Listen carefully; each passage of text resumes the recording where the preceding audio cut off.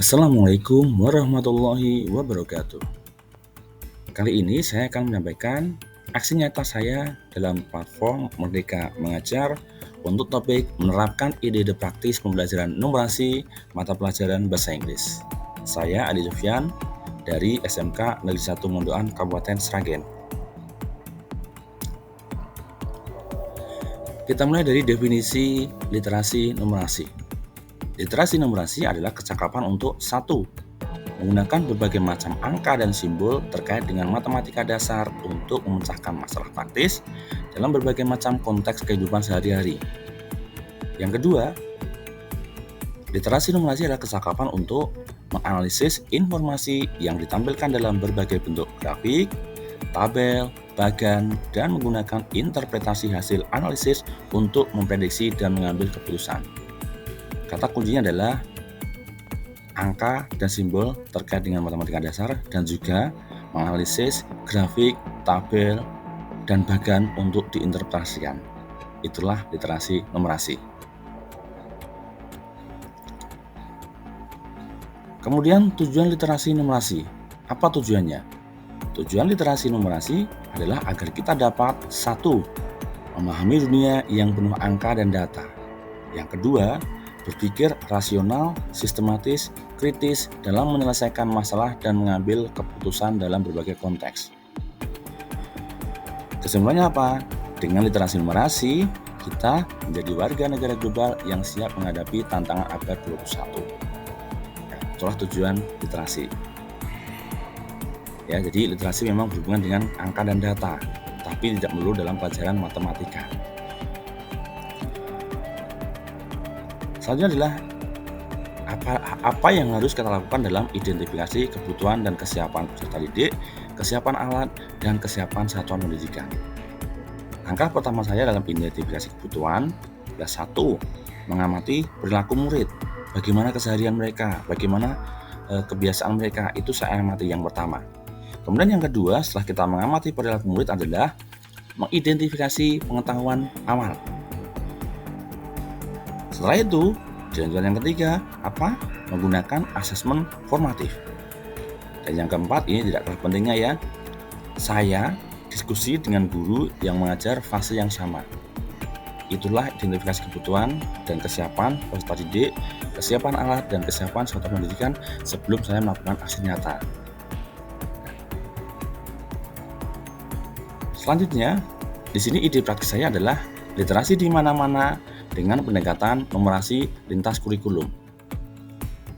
Tujuan dari pendekatan numerasi lintas kurikulum adalah untuk memastikan bahwa siswa mengembangkan pemahaman yang kuat tentang konsep-konsep matematika dan mampu mengaplikasikannya dalam berbagai situasi kehidupan.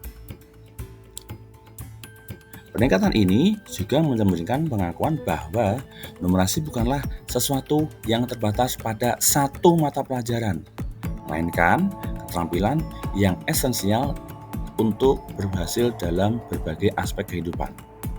Ya. Di sini dalam ide praktis ini, sekali lagi, numerasi itu tidak hanya untuk satu mata pelajaran, tidak hanya untuk pelajaran matematika.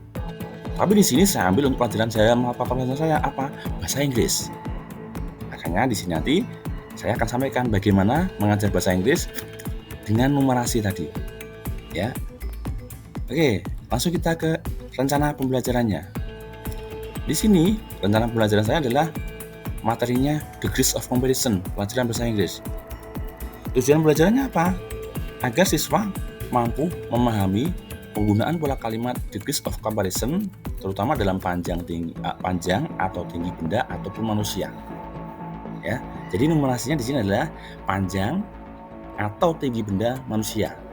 Ada ukuran angka di situ nanti. Yang pertama kegiatan awal saya adalah guru memberikan salam, guru mengajak siswa berdoa, guru melakukan presentasi, kemudian guru memberikan pertanyaan pemantik. Baru setelah itu guru menyampaikan tujuan pembelajaran. Itulah kegiatan awalnya. Untuk kegiatan inti, ya, yang pertama siswa menyaksikan video apa? Tentang Degrees of Comparison. Setelah menyaksikan video, siswa diminta menganalisis video. Yang ketiga, siswa diminta untuk membuat kelompok diskusi. Dalam kelompok diskusi, siswa menerima LKPD. LKPD-nya apa isinya? Tentang perbandingan tinggi seseorang dan panjang benda. Setelah mendapat LKPD, siswa melakukan diskusi sesuai dengan LKPD masing-masing.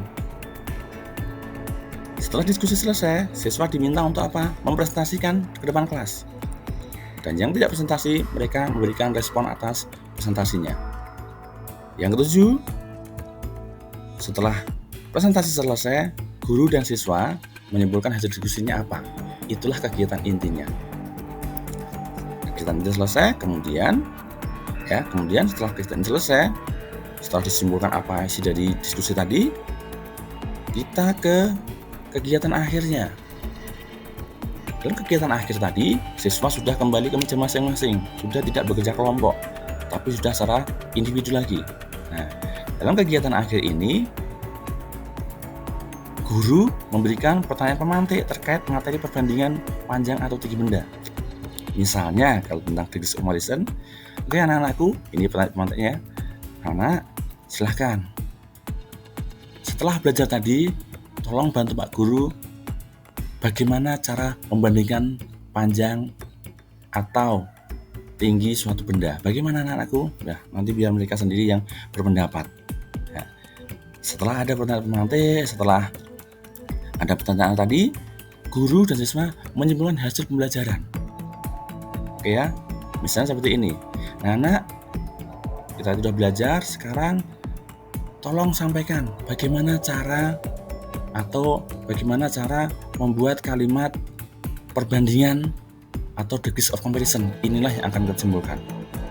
Nah, yang terakhir, guru menutup pertemuan dengan salam penutup. Itulah kegiatan akhirnya. Ya. Kemudian di sini untuk dokumentasi saya ambil beberapa dokumentasi. Yang pertama, dokumentasi adalah saya sampaikan materinya, ya, materinya seperti apa, contohnya. Kemudian juga ada contoh kegiatan di kelas, ya. Ada contoh kegiatan ketika diskusi, juga ada contoh ketika anak-anak melakukan presentasi. Itulah dokumentasi dari kegiatan yang saya lakukan. Kemudian untuk umpan baliknya, ya, untuk umpan balik di sini saya buat umpan balik secara anak-anak saya minta untuk menulis sendiri umpan baliknya. Yang mana inti dari umpan balik adalah saya menanyakan kepada anak-anak apa yang bisa mereka simpulkan dari pembelajaran numerasi dalam bahasa Inggris tadi. Ya, ini saya ambil 4 contoh. Ya. Untuk umpan balik bisa macam-macam, bisa dengan Google Form. Ini saya pakai yang tertulis manual.